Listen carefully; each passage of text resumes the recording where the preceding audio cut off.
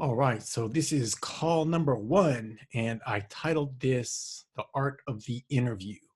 So I feel like that's an appropriate title since that's what we're here to work on is helping you fine tune your podcasting messaging, your poise, your delivery.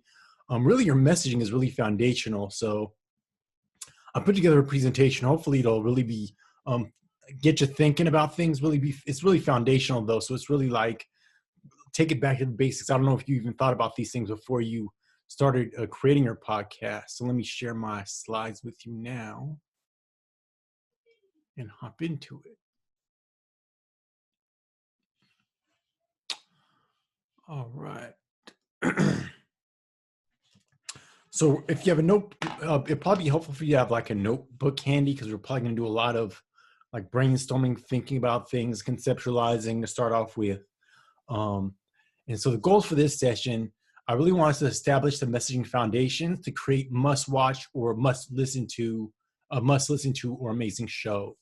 So I think at the end of the day, that's the kind of I think a goal that you'd like to have is you want to show that people like to tune into, like to watch, and at the end of the day, hopefully helps you accomplish your goals, whether it's lead gen, whether it's booking,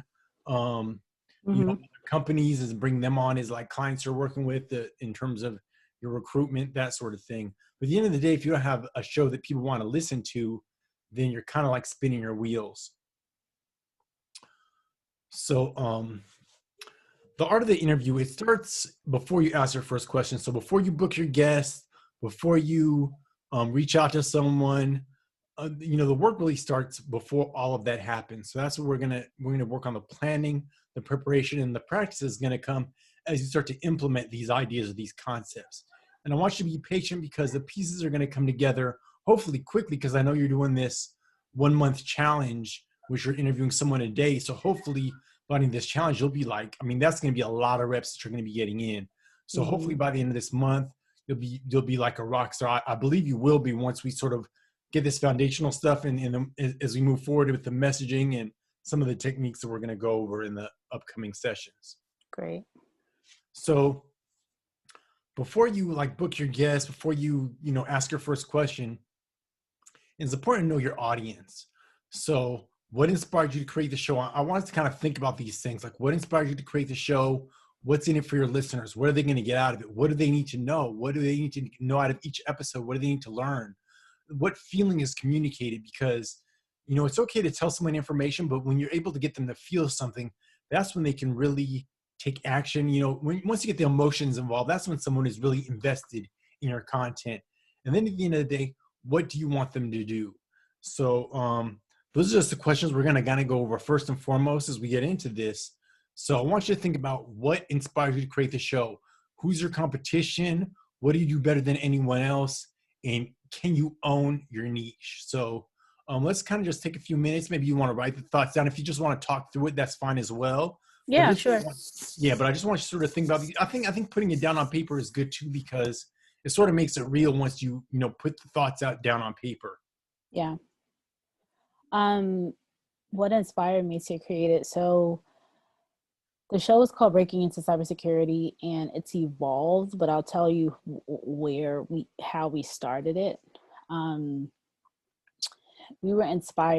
was inspired to start it when I continuously received messages in LinkedIn in my DMs asking me for help, asking me to be a mentor, asking me to help people break into the cybersecurity industry. Mostly they were people who were either transitioning from another career, so they could be, in another area of IT or in marketing or in media or wherever, moving into security. Most of them had gone back to school, gotten a degree, and they were struggling. They had the degree, but they couldn't break into the industry. And it quite frankly was mind-boggling to me, because you may not know this, but this industry has 3.5 million open positions. So I was actually on a live stream today where it was quoted in an article where it says that's enough people to fill up 50 football stadiums. And it was mind-boggling that all these people who had degrees couldn't break into the industry. So we started the podcast called Breaking Into Cybersecurity, really to interview peer. We looked at the advice that people were being given, and they were being given dated advice. So it would be somebody like, if Amani, if I said to you, I want to break into the media industry, or I want to do what you do, you're a producer, right? If I want to be a producer, and you told me, you're telling me what you did 15 years ago. Oh, I did this 15 years ago. It's probably completely different than what you would tell somebody today, or somebody had broken like 2 years ago, whatever, what they need to do. It's a different time. There's different mediums. We didn't have social media as heavy as we did back then, all these various things. So anyway, these people were getting very, very, very dated advice. And our goal was to get peers, people with less than 5 years experience, because we wanted it relevant, and we wanted people to tell each other, hey, this is how I broke in. This is how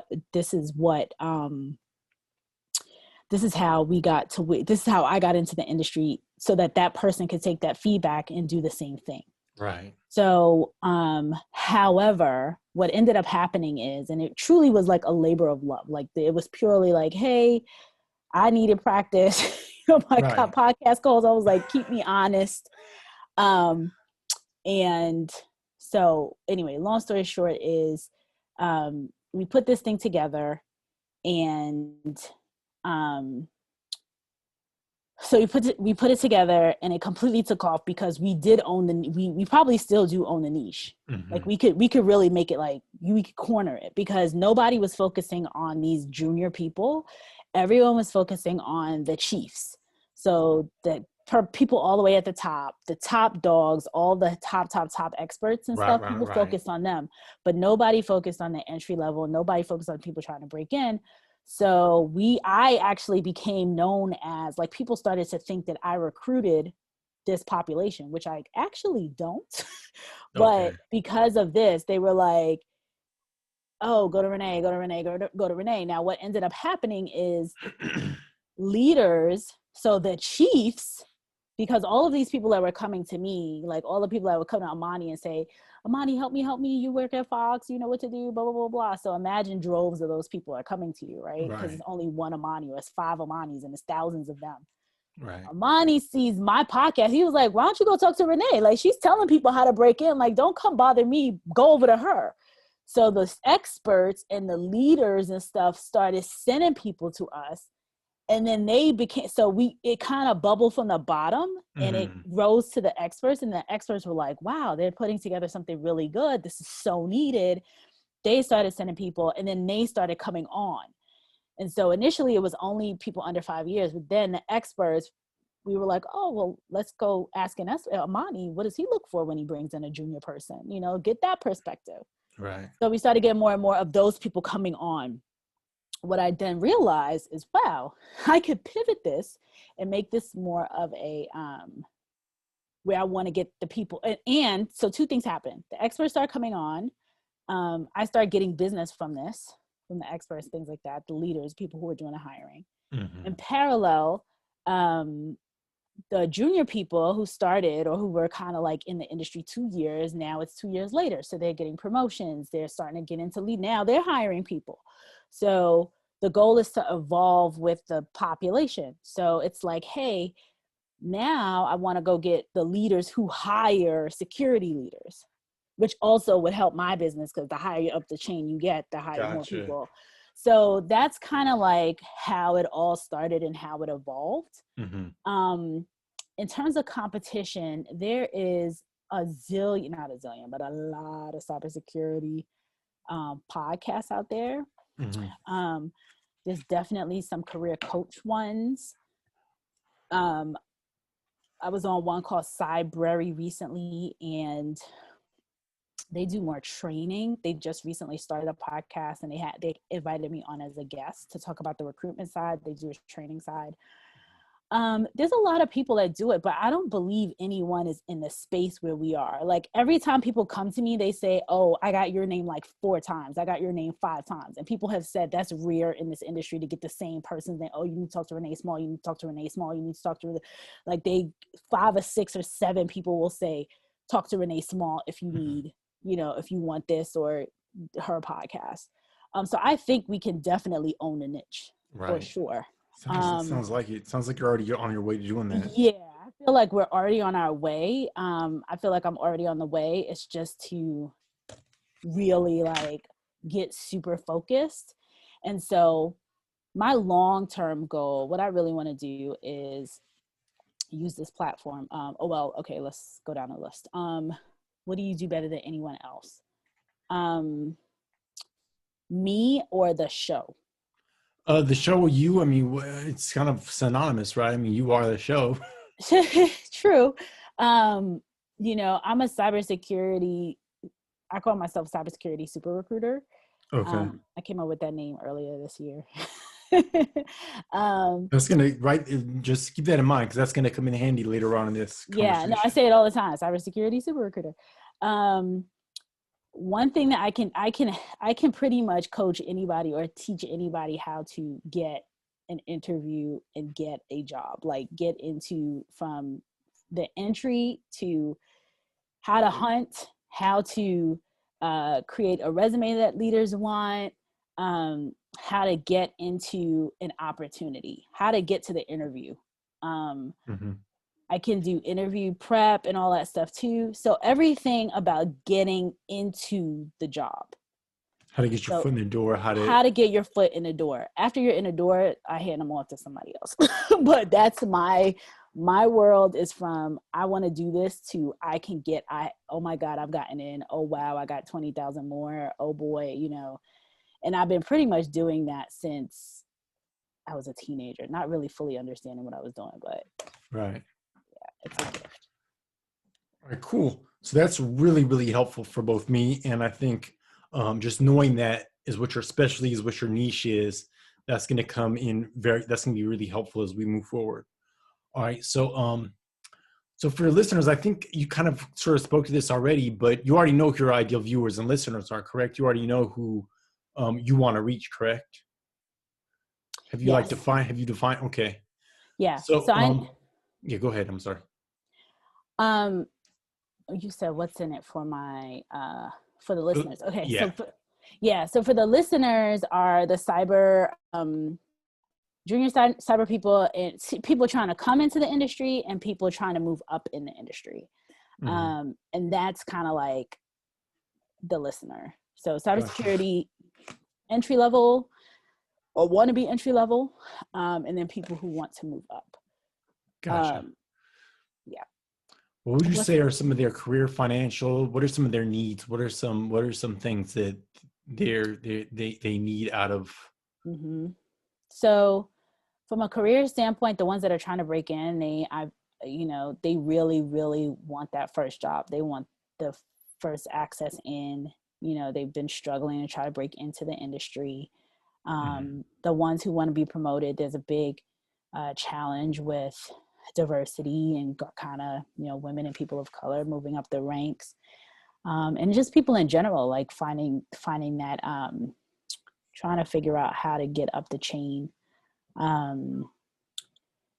So that's some of the needs. From a financial standpoint, the ones who are in jobs do pretty well. Most of these roles are like 6 figures. Like it's not, they kind of start in the high, depending on what university you're in. You can pretty much start almost at 6 figures, if not at 6, depending on the universities. Smaller companies will pay somebody 60, 70,000, it's, less, but almost all the roles are like 90K and up. The ones that I end up, the folks that I really recruit for, this is why it was funny when all these junior people were coming to me. The folks that I recruit for are typically 200,000. They're like between 150 and 200 base. Gotcha. And they're usually individual contributors. So a lot of them don't have teams. They're just really, really good at what they do. They're seasoned individual contributor security professionals. That's my typical people. People come to reach out to me for filling business. That's what it usually is. What do you call it? Are those the junior people that you are looking to work with? Is that what you call the junior? No, so the junior people, the one who are more entry level, like the college grads, Okay. and companies won't hire a headhunter to go find those types of folks. Right. Because they come a dime a dozen. They come to me when they need the Amani equivalent of a specialist. Cybersecurity. Exactly. Gotcha. Somebody who knows what they're doing. They've been in the industry a long time. They could just jump in and hit the ground running. They run the show. Like, if you step into a job of mine, nobody has to tell you what to do. You're telling them, boom, boom, boom, boom. That Right. is the same equivalent in the cybersecurity space. Gotcha. Okay, cool. Let's keep it moving. So as people are watching your show, what's the emotion? What's the feeling that you want your audience to feel as they're taking in your content? I want them to feel like they have when people come, especially a lot of people who they tend to be very frustrated. Mm-hmm. And so I want them to have hope, to walk away with, that they can do this, action steps, like real action items. Okay. Let me think about what other feeling. I want them to be pumped up. Like, I want them to feel good about themselves. I want them to feel like, oh, I have, like they may have 75% or 50% or whatever. And it's just like, oh, all you got to do is go get this other 50% of skills. So maybe a little bit excited. You want them to be excited about. Yeah, I want them to be excited. I want hyped up, wanting to get into the industry. And like I said, this is pivoting. So for the junior people, and when I say junior, I'm going all the way down to like high school, because we had a high school kid on who was amazing. For the more junior folks, it's kind of, especially women, young girls, and people of color who may be in disenfranchised communities and maybe lower income. I want them to see this as like not some, I have to go be the equivalent of a brain surgeon. Like, I got to go to 12 years of school. This is like, there's no way I could get into this, that kind of thing. Right. So I want it to be accessible. I want them to feel like, oh, wow, like I'm driving an Uber right now, but I could be a cybersecurity professional if I do these 3 things, Right. Yep. There's potential there, right? There's potential maybe. Correct. So there's a potential for these people, which there is. There's tons of people who, when they, if you're in the know, if right. You're not in the know, which tends to be a lot of us, a lot of people of color and, disenfranchised communities and poorer people and, all of that, lower income people that just don't know that you can get into this field by not going and spending, community college or no degree at all. I'm a big fan of community college because it, gives you some structure and a foundation. I'm a community college kid, definitely. Huh? I'm a community college kid. I'll vouch for that. Yeah, 100%. Like, so I am a firm believer in, hey, community college, 18 months to 2 years, and you could be walking into $70,000, $80,000 a year situation, and there's nothing but opportunity because there's so many open positions. Mm-hmm. So as you're talking to people, I want you to think about what kind of stories can you get out of your guests that will communicate that. So right. I know that, like, just asking the answer. Go ahead. I'm sorry, Amani. Like I said it's pivoting. So, okay. Yeah. I forgot to add the second piece. So for the junior folks, more of that. So that's like the high schools, that kind of thing. Like, hey, anybody could break in type stuff. For the senior people, it's going to be more, or the people who are already in and want to move up. It's kind of like, okay, I just have to polish these couple areas to get a promotion.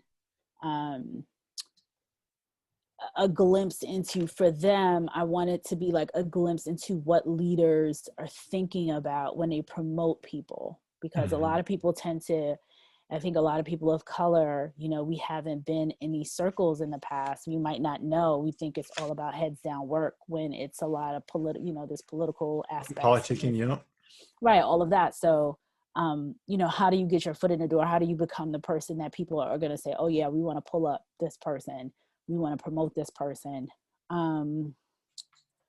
What does that mean for them from a social perspective, like social media perspective? What kind of you know, presence do you need to have? When you say feeling, and I also want them to feel like I have a chance, like I'm not just going to be the person that's like pounding away. If they want to move up, if they don't want to move up and they want to stay in the same spot, then fine. But most of the people that I've been speaking to are very ambitious. They want to move on, they want to do different things, new things, what have you. And it's like, I want them also to give them hope and understand, let them know like, hey, I want the leaders who are coming on, especially the CIOs, the CTOs, like the people who are higher up, to say, oh, when I look for a chief information security officer or a director of security, these are the kinds of skills that I'm looking for in a person. This is the kind of, you know, emotional IQ, emotional EQ, or Intelligence, all that stuff. exact intelligence, Gotcha. communication style, and you know, that kind of stuff.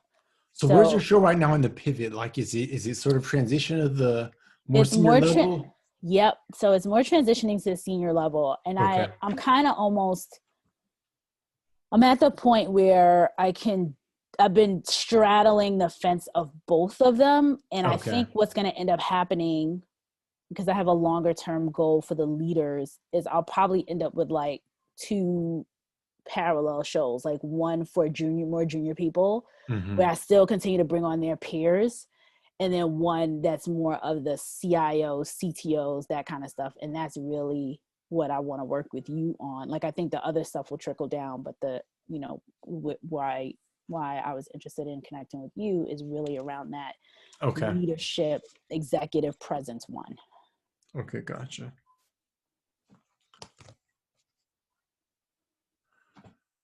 All right.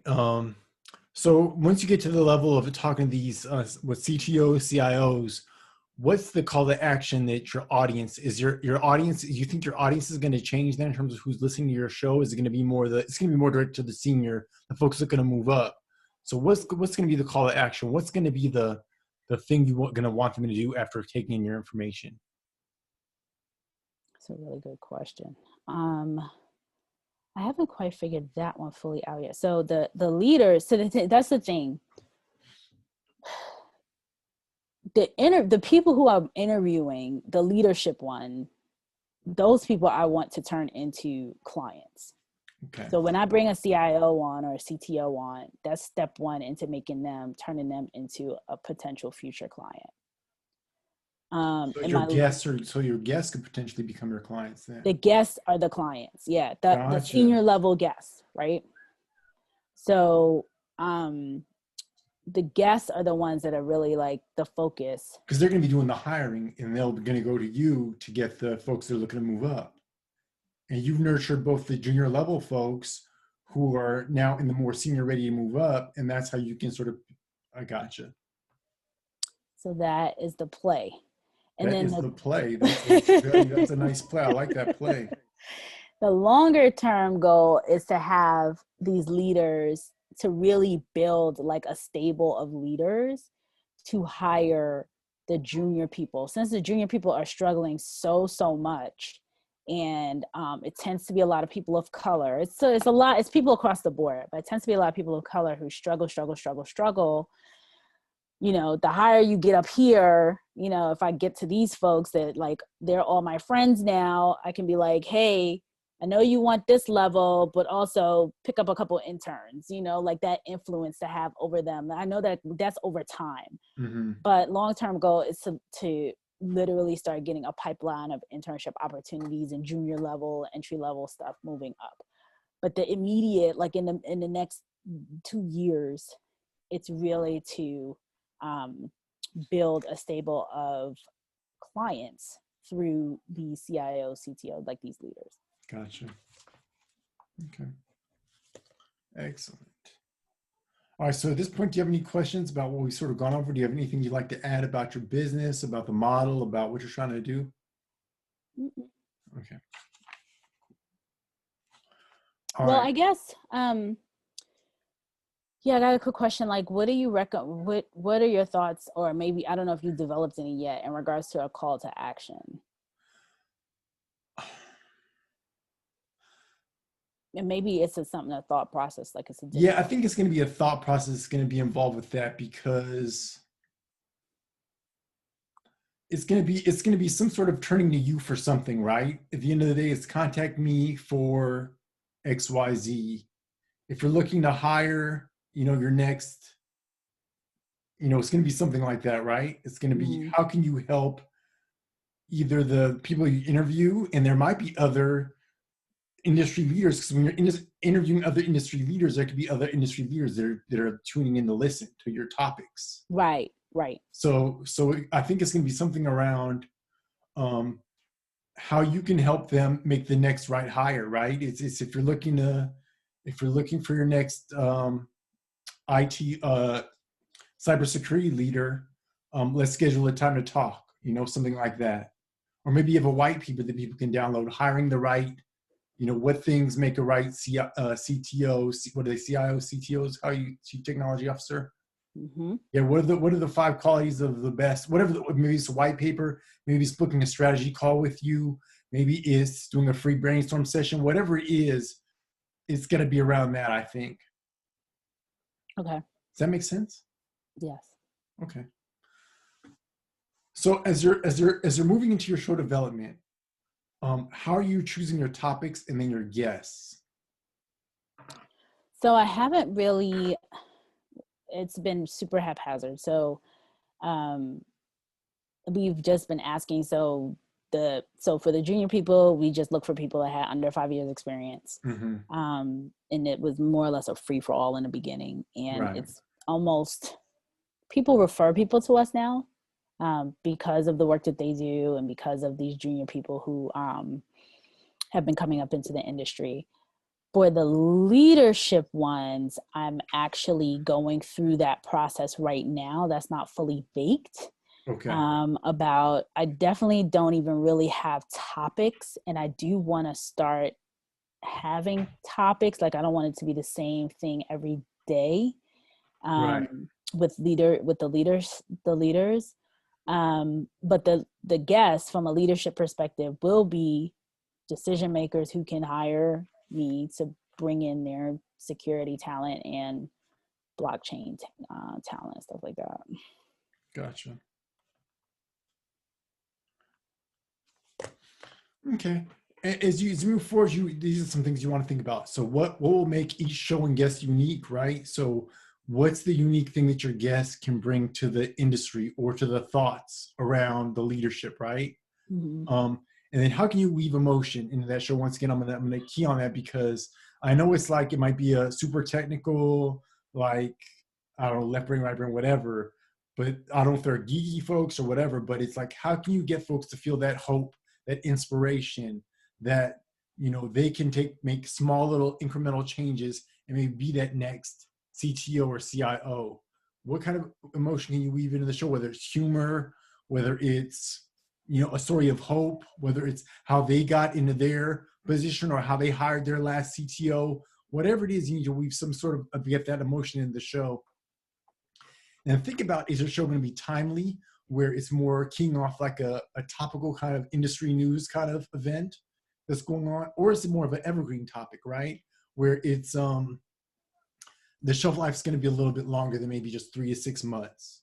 Mm-hmm. So those are all some things kind of that you need to be, I guess, thinking about as you're getting specific for each show development, because Okay. that's going to help you. That's going to help in terms of your niche, so bring that value content, bring those unique ideas to the industry and to your it'll help you as a thought leader as well.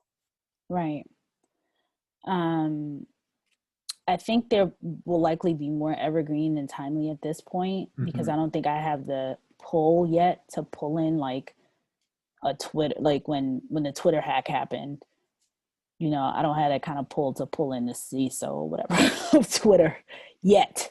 Well, yeah, but Um, but with that, even though you say that you can't get the Twitter security, you could get a security expert who can speak to, maybe they have some that general topic. industry. Yeah, Yeah. exactly.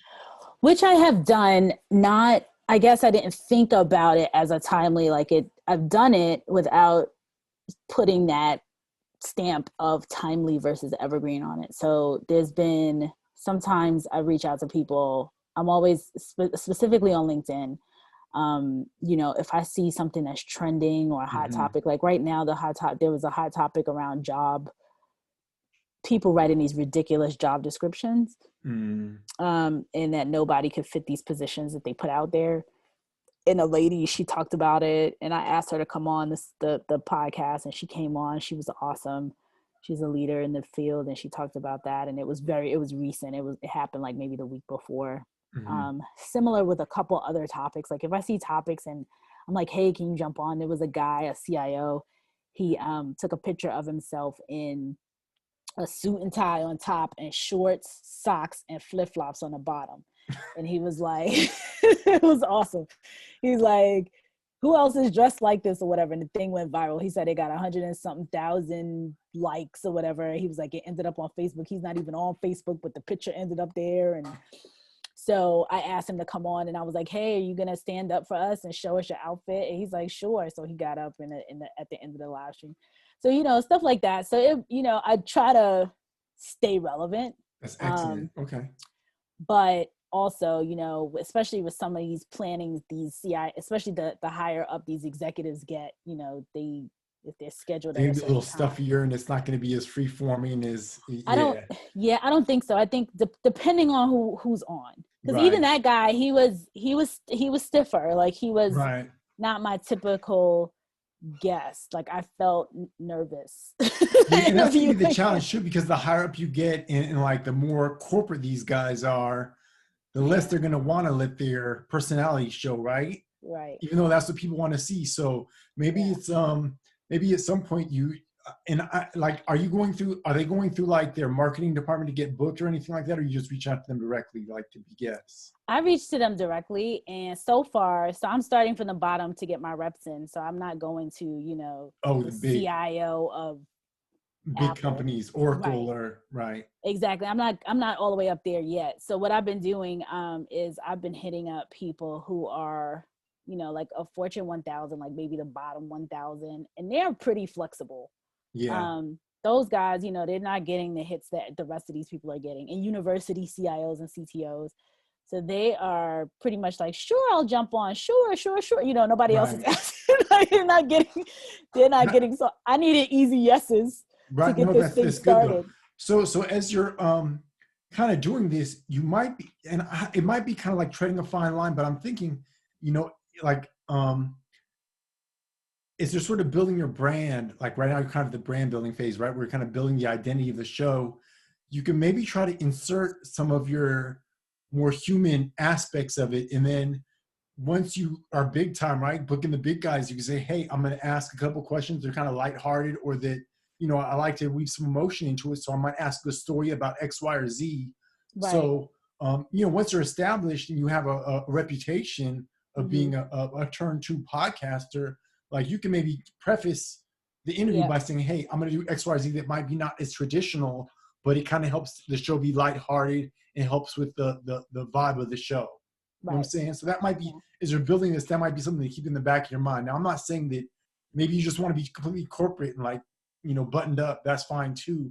But as you're building this, you can also try to weave some more personality into the show. Yeah. I definitely don't want to be stiff and boring. Like right. I do not want it to be the next stiff, boring show, because that's not my personality at all. And I wanted my personality to shine through, which it did with this guy. I just felt like, I feel like a little bit of imposter syndrome with this one or some of these people versus, the people right below them, which is a different level. Like, this guy, he has a team of 500 people, it's different. So, if you think about, if I think about the gurus of interviewers, like the Oprahs and things like that, like she still had her personality, but then anybody could come on. So you have, literally almost Jesus Christ, right. The biggest people right. on the planet showing up. And then, some little kid or somebody, some regular person, and she didn't lose her personality. She was still able to. Yeah. So that's what I want it to be. I definitely don't want it to be a stiff show, because that's just going to be, it's painful for me. Yeah. And as we sort of get into this, I don't want your mindset ever to be like, oh, I feel like I'm an imposter, because you're the expert. You have the show, it's your platform. They should be thankful for the opportunity to be exposed to your audience, right? At the end of the day, it's just a mindset shift, right? It's your show, you're established, you're an authority, you know what you're talking about, you're a professional. And yeah, you might be interviewing Michael Jordan, but at the end of the day, Michael Jordan puts his pants on the same way I do. You know, if it's the Michael Jordan of cybersecurity, and if you keep if you keep in your mind the curiosity, right? You're there to learn from them as well, as much as, you know, hopefully impart information in your audience. And so we're going to get into some of the mindset of conducting an interview, but as long as you keep the curiosity and you're there, like I've interviewed, you know, football players and some politicians, and you get that there gets a point where you realize that everyone is kind of the same. Mm-hmm. Right? Everyone is kind of the same. And even though they might have a title or they might have a certain amount of prestige, a lot of that prestige is man-made, honestly. Mm-hmm. It really is. And at the end of the day, they're just people, and you're just trying to glean some information from them. Right. So that's kind of a good way to counter that interview imposter syndrome. Mm-hmm. It's just to remember that you're just there to learn from them, really. You know, you're there to get some information for your audience. You think that they are going to be a good fit. What they bring to the table is going to be a good fit. You might have a person who reaches out to you. They're like, hey, we got the CTO of Apple, and maybe they're not right for your audience. I don't know. Maybe they are, but maybe the topic that they want to talk about isn't really timely or isn't really the right fit. So I don't know. It's really whatever you make of it at the end of the day. Yeah. I've turned down if somebody comes and their stuff is either way too technical or something that's not related to careers. My whole thing is around careers, leadership, growth in your career from a non-technical perspective.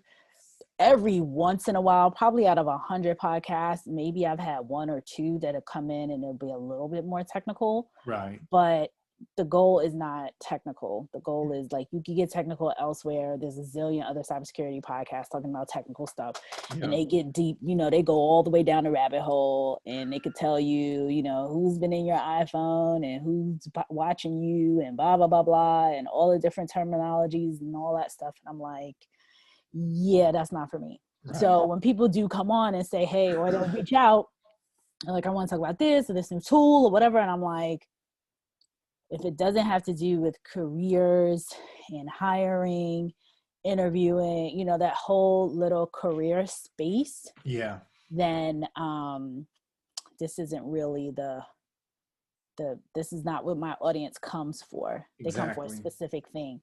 And then on Mondays, I have a guy, Dr. Dan, he's a psychologist, but he's a performance coach. So again, it's more like mindset. So it's all that career, internal mindset, performance, peak performance strategies, things like that to help with your career. And he cracks people up because he's like 80 years old.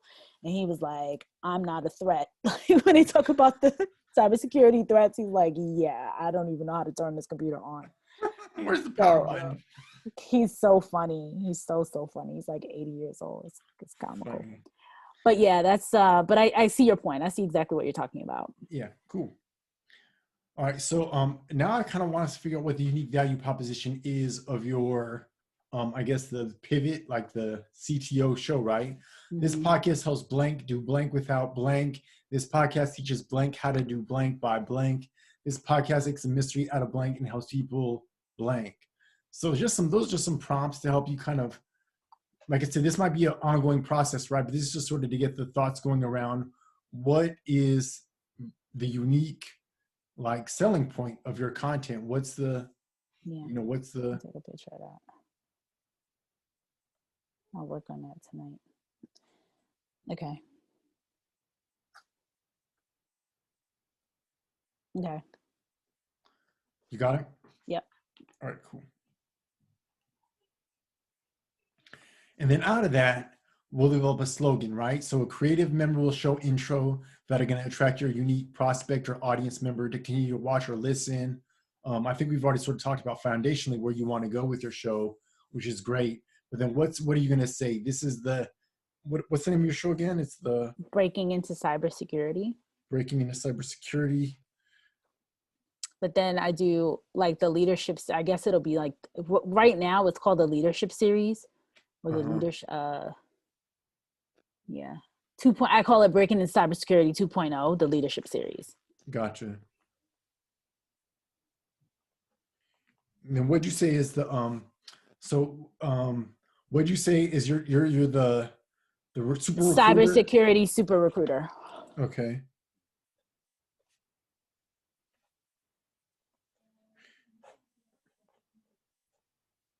I'm just writing this down.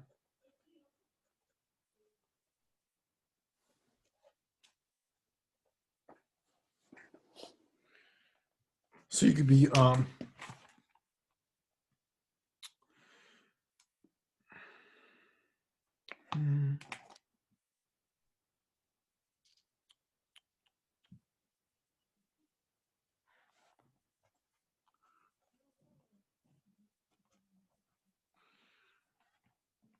sorry, give me the title once again. I cannot read my handwriting for nothing. It's fine. Breaking into cybersecurity.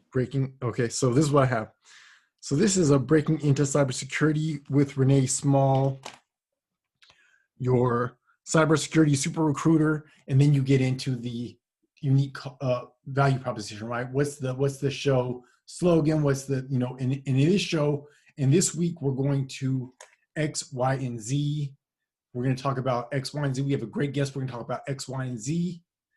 And make sure you watch to the end because I'm going to reveal, bam, some sort of reward for people sticking on to the end. Because you want people to not only watch the beginning, but you want to have you always want to tease them, share something else with them. Hopefully that makes sense. Yeah, it does. Okay, cool.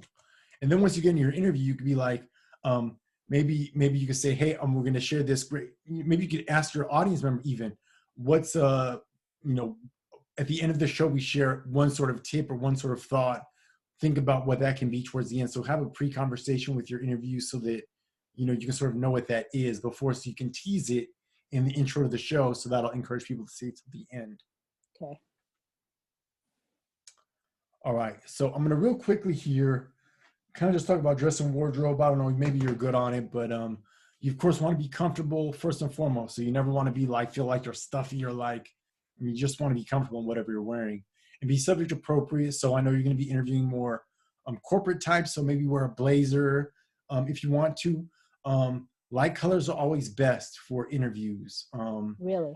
Yeah, blues, pastels, yellows, those kind of colors. Colors that are kind of pop a little bit are a little bit better. Avoid tight patterns, high contrast, you're kind of mid-tone. So for me, when I worked in the news, when I was on camera, I wouldn't wear white shirts. I'd always wear a color kind of shirt because the camera just has a little more challenges adjusting of the contrast. Okay. And then avoid things that distract. And this is what I thought of after I kind of put this slide together. You might want to think about some sort of signature ward accessory. Yeah. There's a woman who's a marketing consultant, and she's from Hawaii, so she always wears a flower in her hair, right? Mm-hmm. Sally Jesse Raphael always wore the thick rim glasses. Mm-hmm. So for the people who are watching your show, maybe there's something, whether it's I don't know what it could be, but just think about ways you can sort of brand yourself via your attire, I guess is what the thought is around that. Now, right. This isn't anything that you have to do.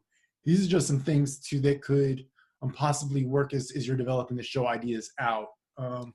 I would love to put on a uniform. Is there something that, if I wore the same thing all the time? That'd be fine. Yeah. That would take the thought out of it, actually. That would take that'd be great to do, actually. That'd be a good idea. Because I was thinking about potentially T-shirts for some kind of a shirt. Mm-hmm. Maybe even a Breaking into Cybersecurity shirt or something for the junior people. right? Because if I'm on with a high school kid in a hoodie, or cybersecurity people this is what I wore. So this They're is more casual, right? super casual. So like today I was on with this guy, and this is actually a cybersecurity shirt from a conference that was done. Mm-hmm. So like you see the way this shirt, it says B-Sides, because that's the conference that was like a few years ago. And actually there was a B-Sides conference happening today. I forgot. I didn't realize. In any event, and he had on a t-shirt too. Most of these guys, and I say guys because mostly men, Mm-hmm. and they mostly are in t-shirts 90% of the time. And then on occasion they'll put on like a like a button up or something to dress, button down shirt or some collared shirt. So I was thinking to like get some kind of like a green t-shirt that says, because the Breaking Into Cybersecurity logo is green, mm-hmm. and do like a green t-shirt maybe for the junior people, and then for the senior people just put the blazer on top or something like that. Yeah, that's a great idea. Okay. All right. Light colors just make me look so freaking huge. Like I gotta lose weight, but oh my God, I feel like. Do they? I feel like I'm like a tent. The last time I had something on and it was light, I was like, oh my God. Not white, but like pastel. It was just like. Oh, that might be more your own perception. You know what I'm saying? Like, I don't know that anyone else would like think that. I don't know that I would like, maybe I'd have to see you in something lighter and give you my opinion. Maybe next time we do a call, you could wear something lighter. But you're only this big on the screen. Like, I don't know. Yeah. Maybe it is me. It might just be like a self-conscious thing where you're, overly self-conscious about it. I don't know. Maybe. All right. And this is I guess I do have some homework for you. So I want you to start watching the news, watch their appearance, or watch their hair and makeup, their attire. I'm not saying to do any of this because you have to duplicate anything that's newsy. I just mean just watch it for just to sort of soak in the essence of it, right? Watch how anchors conduct their interviews, and then also keep an eye on the set in the background, how it's designed. It's not anything because I want you to have like a newsy kind of set or background, like those are $1 million backgrounds and sets, but just sort of to observe it, right? Just to sort of be a casual observer of this is how, at a high level, how it's done. And also, if you watch the news these days, like a lot of people are doing Zooms. They're using Zoom to do their interviews, right? Yeah. So maybe someone has a set or background that you're like, oh, I can do that. Or look for some inspiration as well, right? Because a lot of the interviews are like what I'm doing right now where I don't have my computers turned on right now. But if I sort of change my framing, I could be like, I could sort of be like this. And, it might look even, I want to do some of my lights in the background. But anyways, you get the idea. Yeah. Yeah.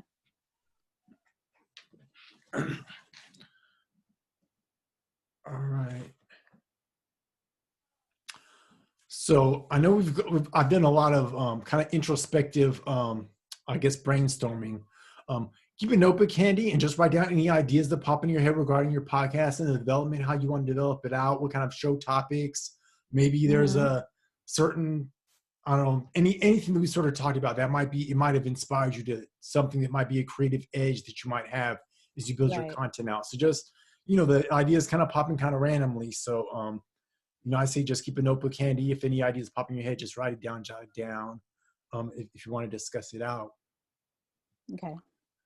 And do you have any specific questions or thoughts for me now that I can sort of help you work on or?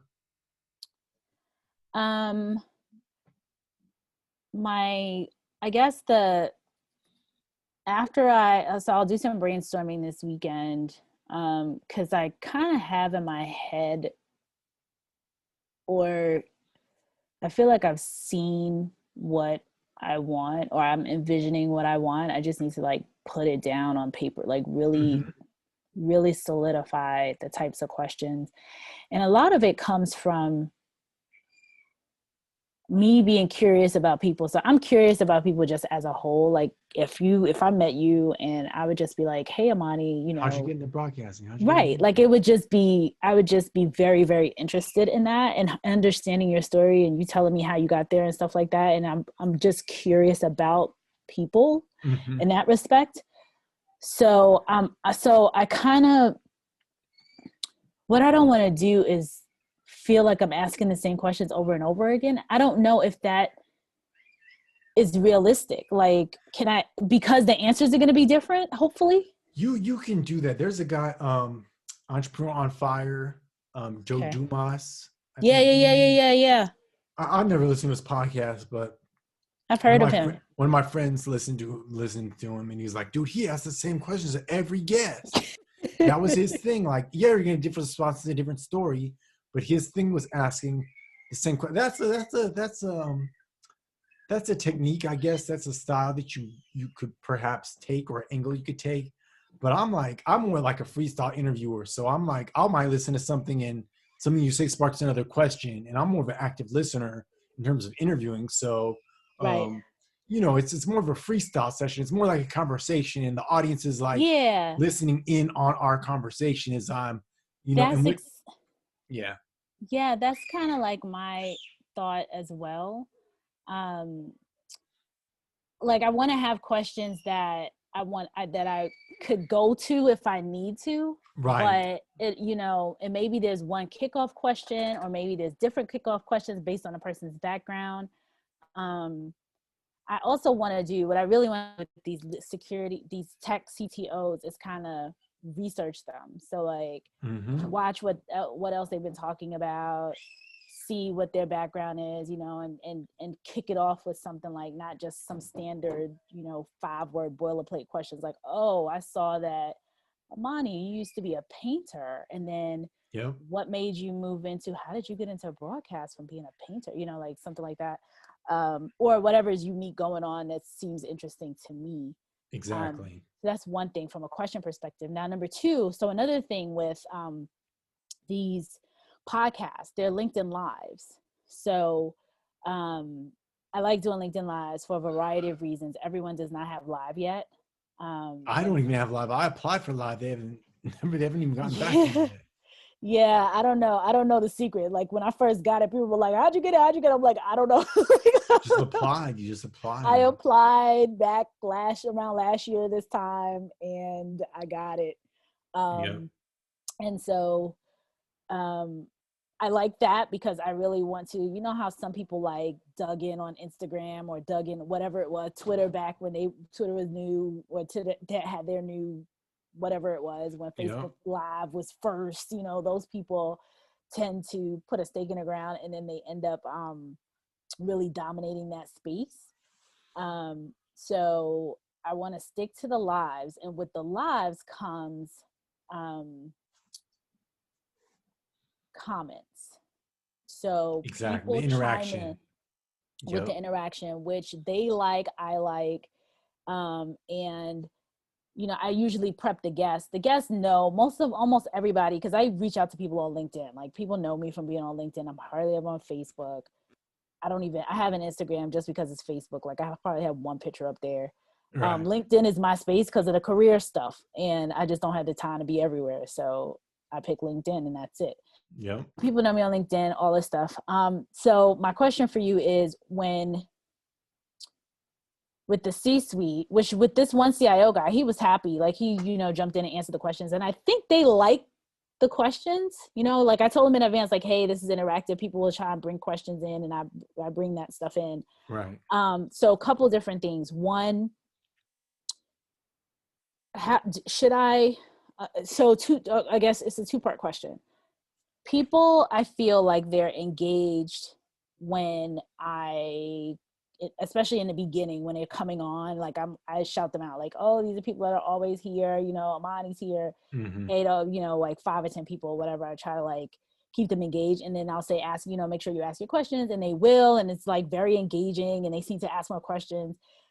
Every once in a while, like, it got to at some point where I would be scrambling and forgot to do it and jump in, and then you would hear like it would be crickets, and I'm like, I know people are watching. Nobody's asking anything. So the engagement wasn't really there.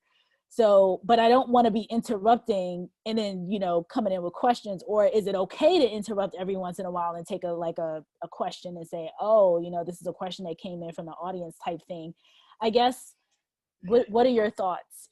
And as I'm talking to you, I'm thinking of talk shows, and they always go in the audience and bring in questions. Yeah, it's a timing thing though, where you don't want to interrupt a person's thought, but then the question comes up and you might, you see it right there, so you want to ask it.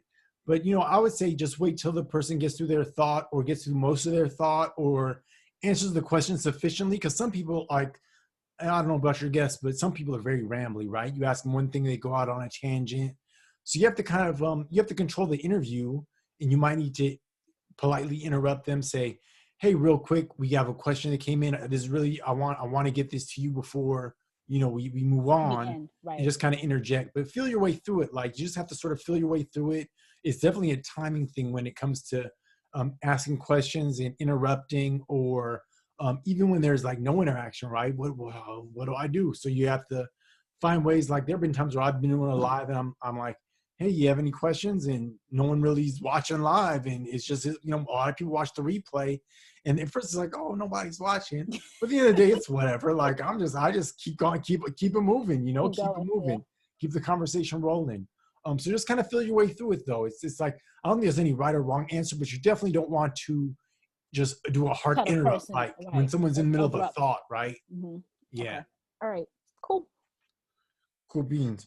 All right. So you want to do one like midweek, or I know this month is about to kick off, but I want to really get into the interview techniques next time we meet. So now that you've gotten sort of the foundational stuff laid down, let's maybe, I think my son has baseball on Tuesday, but he's usually done by during the week. I only can go in the evening during the week, so that, I don't know if that's gonna be a challenge for you, because I know you have the kids and stuff. It's more evenings during the week. Yeah, for the week. You were talking 8 o'clock or something someday, right? Yeah, Mondays, Wednesdays, and Friday I can do. And even my son has baseball. I think he'll be done by 7. He'll be done by 8 o'clock on Tuesdays and Wednesdays too. So pretty much Wednesday evening. Yeah. Yeah, the evenings are already a ringer. And I got especially this coming week is tough. Mm-hmm. No, so evenings are completely out for you? This week in particular, because I have it tends to get very tricky on weekday evenings. Mm-hmm. Mornings would be better. Like if you want to do like a 8 o'clock in the morning type of situation, maybe we'll do that, because I usually have to be to work by 9. That's when I'm usually online. Yeah, I could do more in the morning than the evening. Evenings is just gonna be like, and I think I already have. What do I have going on? Let me see. Why am I looking around like I don't have my calendar right here? Hold on.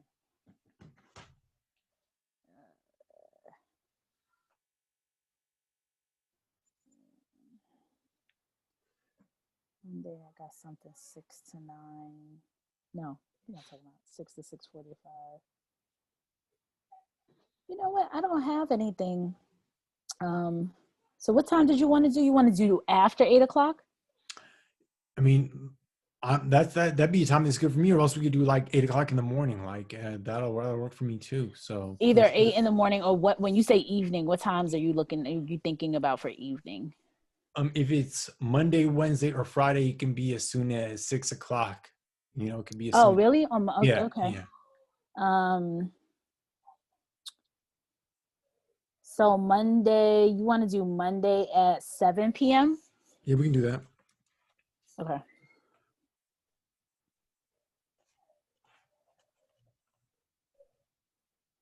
Okay. So let's do that. Monday at 7. Okay.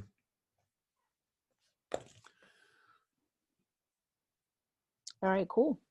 Was this helpful? Yeah, it was. It was definitely very helpful. Okay, cool. All right, I'll see you on Monday then. All right, have a good rest of your weekend. All right, you too. Okay, bye.